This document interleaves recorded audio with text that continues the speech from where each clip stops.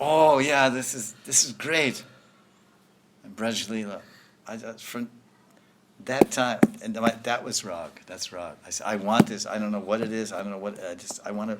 I like this Krishna. I like this Radha. I like these gopis, the cowboys. All this whole. I want to be there in that Braj. I want to live there. I want to go there. I want to be with this. I knew that then. So this is rag.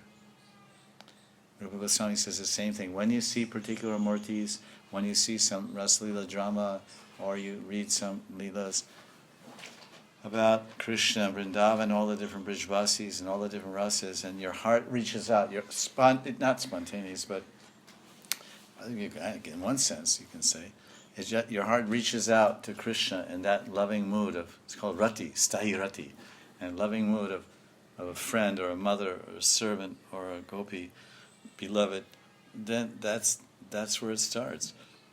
That's because Raganuga Bhakti means following the resonance of Vrindavan in a particular sthai or mood of, eternal mood of love. So each one will have to see how that magic manifests within your own life. It can't be dictated. There may be a Raganuga guru, and he gives Siddha Pranali, and even gives Siddha Pranali to the disciples, and they never go anywhere with it. They have that great fortune from the guru, Siddha Pranali, but they don't have rag.